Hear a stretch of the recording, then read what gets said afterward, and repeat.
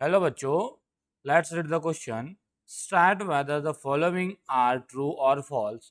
Justify your answer. So first part, the value of 10a is always than 1. तो हम देखते हैं answers में हमें बोला है कि क्या हमारे 10a की जो वैल्यूज है वो हमेशा 1 से छोटी होती है। नहीं, ऐसा पॉसिबल नहीं है। ये कब पॉसिबल नहीं है? 1045 डिग्री पे 1045 पे एग्जैक्ट कितनी वैल्यूज होती है? 1 होती है। तो देख लेते, इसको भी प्रूव कर लेते। सपोज मैंने एक राइट एंगल ट्राइंगल्स बनाया, जो ये मेरा 90 डिग्री है, ये ए है एंड ये बी है एंड ये मेरा सी है। तो जब ये 45 होगा तो ये भी हमारा क्या होगा? 45 डिग्री होगा।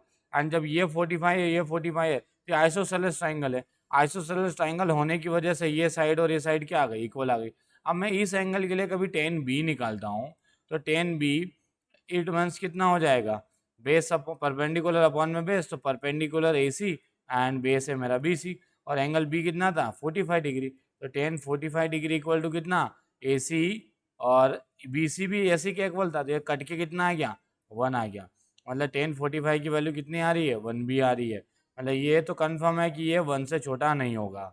इसकी रेंज कहाँ से कहाँ तक होती है? Minus infinite to plus infinite तक होती 10 की रेंज। So first option is false. पहला ऑप्शन तो हमारा क्या हो गया? फॉल्स हो गया कि ये लेस देन 1 नहीं होती। अब सेकंड स्टेटमेंट देखते हैं, सेकंड कंडीशंस क्या बोला है। सेकंड पार्ट है, एक सेकंड, इंक चेंज, हाँ। Sec A equal to 12/5 for some values of angle A. ठीक है, इसको देख लेते हैं। क्या सेक ए जो है वो कुछ वैल्यूज के लिए 12/5 हो सकता है क्या? तो हमें क्या है कि क्या सेक ए जो है वो 12/5 है। सेक ए हमें कितना गिवन है? 12/5। तो क्या ये किसी एंगल ए के लिए, किसी एंगल ए की कुछ वैल्यूज है? तो देखते हैं सेक ए को क्या डिफाइन किया गया। सेक ए को डिफाइन किया हाइपोटेनस अपॉन परपेंडिकुलर। मतलब हमारा हाइपोटेनस 12 है और बेस कितना है हमारा? 5। सेक ए को डिफाइन किया है, सेक थीटा को जो डिफाइन किया वो है हाइपोटेनस अपॉन में बेस। तो हाइपोटेनस हमें कितना दिख रहा है? 12, और बेस हमारा कितना है? 5।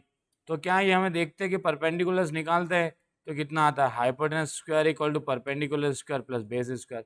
ये हो जाएगा 12 का square perpendicular square plus base 5 square. ये हो जाएगा 144 minus 25 equal to perpendicular square. तो ये कुछ आ जाएगा हमारा 100, 14 में से 5 गया तो 9, 3 में से 2 गया तो 1, 119 इक्वल टू परपेंडिकुलर स्क्वायर। तो परपेंडिकुलर्स की वैल्यू आ गई √109। हाँ, ये पॉसिबल है, मतलब ऐसा कोई ट्राइंगल हमारा बनना पॉसिबल है।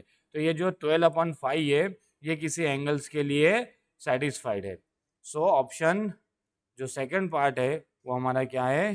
ट्रू है। तो सेकंड पार्ट इज ट्रू। आप देखते क्या बोला है कि cos A is abbreviation use for the cosecant of angle है। एब्रीवेशन मतलब इट मींस ये हमारा एक सिंपल फॉर्म है। क्या cos A cosecant of angle A का ये एक यूज कर सकते हैं जिसको कॉस एम है। तो ये स्टेटमेंट हमारा फॉल्स है। देखें क्यों फॉल्स है, अब इसको हम देखते हैं। हम जब बात करते हैं कोसेक ए की, तो कोसेक ए का जो फुल फॉर्म है ना उसको हम बोलते हैं कोसिकेंट ऑफ एंगल ए। ठीक है, ये किसी एंगल ए का कोसिकेंट है। एंड हम जो कोस ए की बात करते हैं इसका जो फुल फॉर्म देखते हैं तो वो होता है कोसाइन ऑफ एंगल ए। तो उन्होंने बोला कि क्या हम कॉस के लिए कोसिकेंट बोल सकते? तो नहीं बोल सकते, ये गलत है। कोसिकेंट के लिए हम किसी को कॉस नहीं बोल सकते हैं। कोसिकेंट के लिए हम क्या बोलेंगे? उसको कॉसेक बोलेंगे, ना कि कॉसे बोलेंगे। तो इसलिए ये थर्ड वाला ऑप्शन क्या हो गया? फॉल्स हो गया। अब फोर्थ ऑप्शन क्या बोला है? फोर्थ ऑप्शन बोला है कि cot A is the product of cot A and A. तो cot A is a product of cot और ए। नहीं, फॉल्स। ये कोई भी एक ऐसा ट्रिग्नोमेट्री में ऐसा नहीं कि ये कॉट और ए का हम यूज नहीं करते। ए हमारा एक एंगल है और ये कॉट ए जो है वो एक हमारा एक रेशियोज है। कॉट ए क्या एक रेशियो जिसको डिफाइन किया बेस अपॉन में परपेंडिकुलर डिफाइन किया। तो कॉट ए क्या है हमारा? ये एक हमारा रेशियोज है, ट्रिग्नोमेट्रिक रेशियोज है जो बेस अपॉन परपेंडिकुलर होता है, ना कि ये कॉट और ए का प्रोडक्ट है। सो हमारा फोर्थ ऑप्शन भी क्या हो गया? फॉल्स हो गया।